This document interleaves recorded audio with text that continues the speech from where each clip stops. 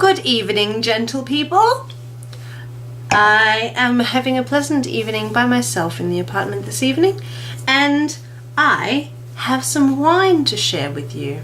Now, I'm sorry, but due to the lack of technological advancement, I'm not actually able to literally share it with you. So you get to watch me enjoy it. Wine.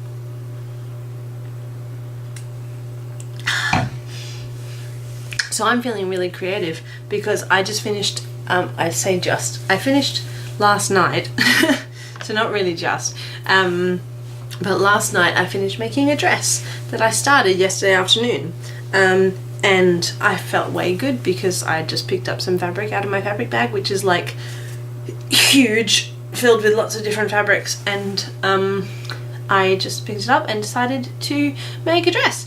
And I used elastic and 2 different kinds of fabric, and I hand sewed it all because I hand sew everything because I don't have a machine, and yeah, it turned out to be really, really good. And I was just going to make a daggy thing that I could wear around the house, but it's actually a really nice dress, and I wore it out today and it was really comfortable and lovely and stuff. So yay for me being creative and doing things that are cool.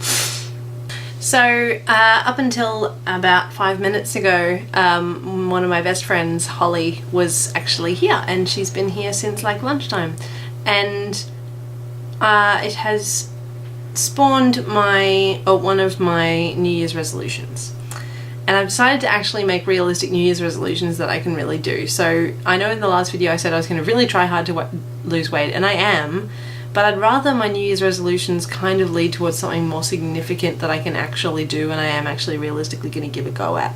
So for one thing, I'm going to make an effort to make really good YouTube videos. For another thing, I'm going to learn a language. I really want that to be Italian or French. I've always been drawn to French, and I already know a lot of French, so I'm kind of drawn to going with that one. But I also have always felt that French is a bit more pretentious, and I do really like Italian, so I don't know, I'll see how I go. And then the other one is that I really want to spend more quality time with the people that I really actually respect and love and consider as wonderful, awesome people who are special to me. And Holly is one of those people. So I'm going to put in extra effort to making that happen this year, because I think that would really enrich my time, because it's already made me very happy. I've already spent a lot of time with friends. So yes, cheers to friendship. Heat makes things expand. So I don't have a weight problem. I'm just hot. You know, 12 months a year.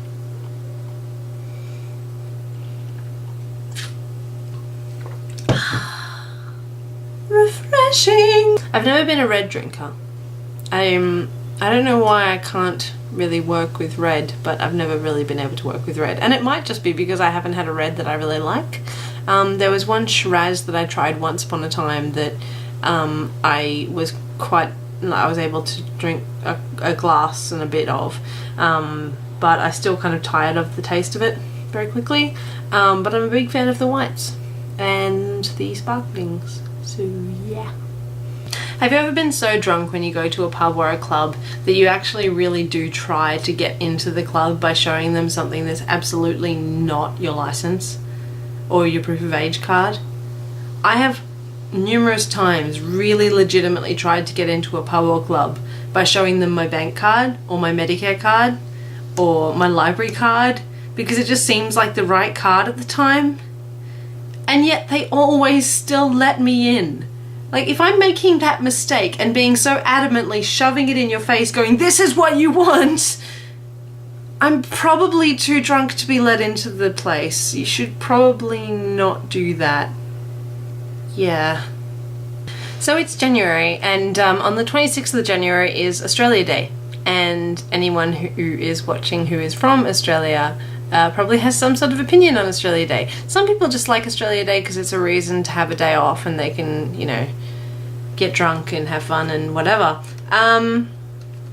But I've always kind of had a mixed relationship with Australia Day because it has a dark history, and a lot of the Indigenous population of Australia refer to it as Invasion Day because it celebrates all the atrocities of the past, basically. So lots of people just like celebrating Australia Day for being Australia Day, and that's fantastic and stuff. And I have a bit of a kind of split opinion between just trying to enjoy it, but also feeling like it does need to be remembered that Australia has a really fucked up past, and lots of people got fucked up in the process, and lots of those people still haven't gotten full amends for that. So yeah, it's kind of but this Australia Day, we're hoping to have a barbecue and just celebrate, and that'll be really great and stuff. One past Australia Day, when I was in uni and I was very much into the political statements and hype about different things, and I went on Facebook on Australia Day morning and I typed in a status saying Happy Invasion Day as a kind of attack on the day. And a woman who went to the church that I used to attend before that time posted on it saying, basically like yelling at me for calling it Invasion Day and blah blah blah. But she said something that really confused me, because she said some of us have ancestors who came over on the First Fleet and who were convicts and who were a part of that, as you say, invasion, and it's really offensive to us. And I didn't actually respond to her post at all, but at the time I was like, but that's not my point. It's like, the convicts didn't invade. The convicts were brought here. It was a prison. Like, it's like when you say Invasion Day, you're not going, oh, those damn convicts who invaded. It's like, the convicts didn't invade. The convicts were brought here against their will. Like, no, it's not the convicts that invaded. It's like, oh god, I just wanted to like reach through like the internet and just smack her. It's like, what the fuck? That's not. It made me angry. But I'm not friends with her anymore, so I don't care. She's stupid and lame, and she can go die in a hole. No, that's mean. She can go die in a bed, nice and comfortable. I'm not a horrible person who wishes death on other people. I wouldn't do that. I'm a nice person. Something I've been wanting to talk about, it was something that was on my mind a couple of days ago, that was basically in regards to who I am as an atheist and the kinds of atheists that there are. So there's kind of the typical atheist that kind of gets seen in the broader spectrum of things as the iconic atheist, who is just angry at everything religious and just kind of hates anything religious and wants to basically deconvert everybody who comes across his or her path, and it's just very, very hostile and defensive, and I find myself being that person a lot of the time, because being somebody who was religious and is now not, I find myself kind of feeling like I was betrayed by everyone who told me throughout my past that the Christian faith was right, and that I just grew up so committed to what I had been taught by my superiors was what to believe. And I now look at it and go, like, how dare you instill in me and completely indoctrinate me with a belief in a deity that doesn't exist, and a book that tells fairy tales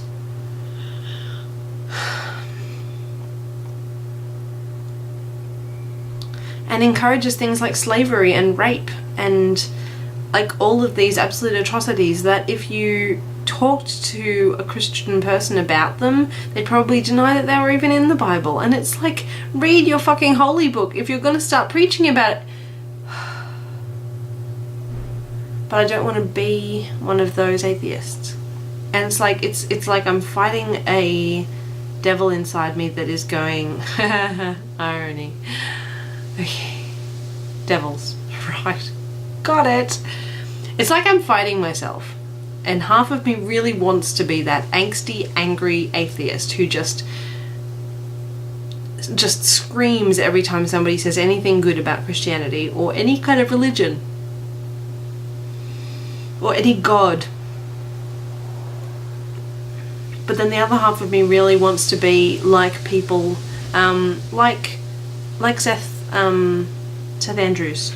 Seth Andrews is the thinking atheist, and I have a lot of respect for the things that he says, that he really does think, and it really works. Like his, the quote for his show, "Assume nothing, question everything, and start thinking," is really good, because it's saying, like, don't just take things at their word. Like, don't just take something that someone has said, this is the fact, and you go, okay, sure. Like, look up, like question it. Don't just assume that it's true. Question it and start thinking, and that's awesome. But recently Seth was talking about these kind of angry atheists and the progression from angry atheist to peaceful atheist who really likes talking to people. And actually, like, talking to religious people, talking through the issues, the questions, and respecting the fact that most of the people who are in the church are people like me before I realised. They're people who have just assumed everything and see nothing wrong with it because everyone else around them is also assuming everything. And it's the same stuff. So they assume it's right without doing the actual research and finding out, and then they're all happy because they all are in agreement with each other, and that's awesome and stuff, but I actually give a shit if my beliefs are true. So it's like people draw such a line between fact and beliefs. It's like, why can you just say, well, it's my beliefs, as if that puts it in a completely different world from the actual truth? That, well, it's my beliefs, so it doesn't matter what I believe in. I can believe in a purple dishwasher monster who comes from planet Ugorian. Like, there's so many people who will say that my beliefs are my own and it's my beliefs, and it's like a totally different world from any kind of fact or understanding of truth because it's my beliefs. But it's like, when you say you believe something, you believe it's fact, you believe it's true, you believe it's a tangible thing. You can't just imagine that beliefs live in this other world. They don't. If you're saying I believe in this, you're believing that it's true. You're believing that it's a fact. My belief is that an actual God is actually there and is actually able to govern the world. And it's like, no. Like, show me the proof of that God's existence and I'll bow down if it's actually the right thing. But until I see proof of the fact that God exists, anything that actually proves that he's there, I'm not just going to assume. Oh, I'm sorry, I'm a yawny drunk apparently tonight. This is, wow, okay.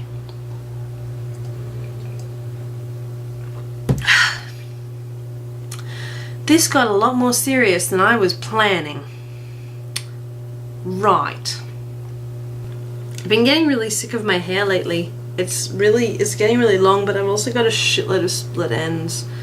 It's like dry and horrible. Like, I can just pick this tiny little bit of hair and I can see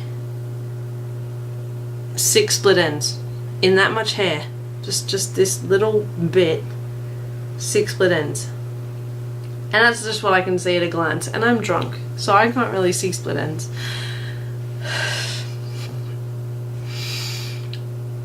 But the point is, my hair's really dry and shitty, and I'm kind of really looking forward to March when I get to shave it all off.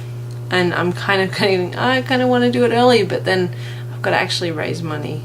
So I should probably actually be sending out my fundraising page to everyone going, sponsor me, do it, and I'll put the link in the doobly-doo to be able to get you guys to sponsor me if you have the money. That would be really, really awesome, because it's really convenient and easy and quick, and it goes to the Leukemia Foundation, which is a really good cause.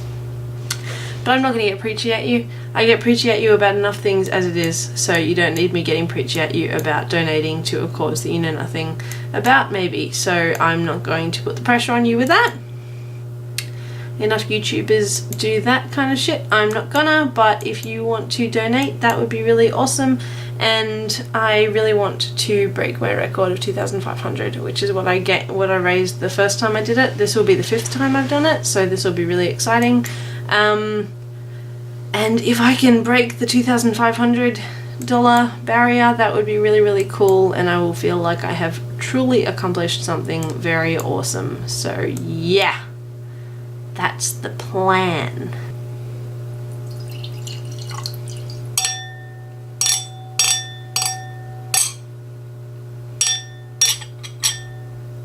Nom.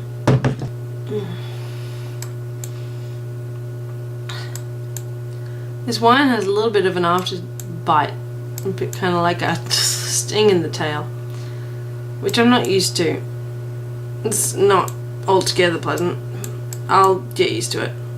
I mean, it's nice, but it's not like, oh, this is so yummy and I'm totally gonna get this again. It's more like a kind of, okay, cool, keep going. There's bushfires in Australia at the moment because it's summer. I know you guys are all like, oh my god, it's so cold because it's winter and shit. But we here in Australia are like, oh my god, it's so hot because it's summer and shit. So yeah, we're like burning up and stuff. So like, we've got bushfires which are really, really shit. And actually they're quite close to where I used to live, so it's a little bit kind of close to home because I've got friends down there who are like, oh no, there's fires. I'm not entirely sure why I've changed accents, but you'll just have to go with it. And I'm sorry if it's a really offensive or really bad accent. I can't really control it when I'm drunk. This is apparently the accent that Drunk Penny has decided to use at the moment. So now you get to see what I'm like with my accents. Next bottle. Fruity, bit of a zing, altogether quite pleasant. I like that. That is nice. To be honest, while I've got lots of issues with lots of things and I'm really happy about other things, and I'm kind of caught in a crossroads and a little bit unsure about where my life's going, and hopefully that's going to be all clearing up really soon and it's going to be great and this year's going to be awesome. I just want to send out a message to the people who are viewing my YouTube videos to say thank you, because I'm quite aware of the fact that I didn't really do that in my whole, that was 2012, this is 2013 video. I'm really, really grateful to everyone who watches my videos, especially to the people who comment on my videos, and especially to the very few people who will send me messages on YouTube and actually get in contact with me and make conversation with me. And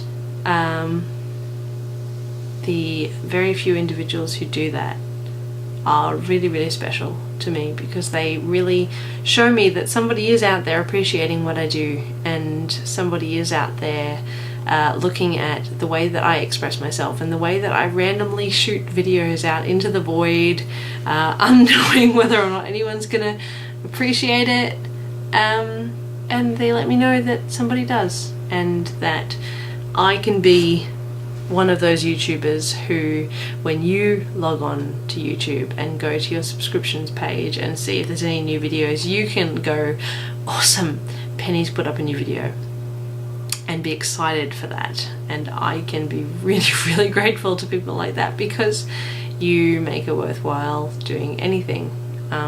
It's really, really awesome to have you watching, and you have no idea how grateful I am for your watching, and also for your comments, and also for your support and compliments and everything that you might send to me. And yeah, thank you so much. I only really do this for you guys. So anyways, I'm gonna go and watch a movie and continue to get drunk now. Bye.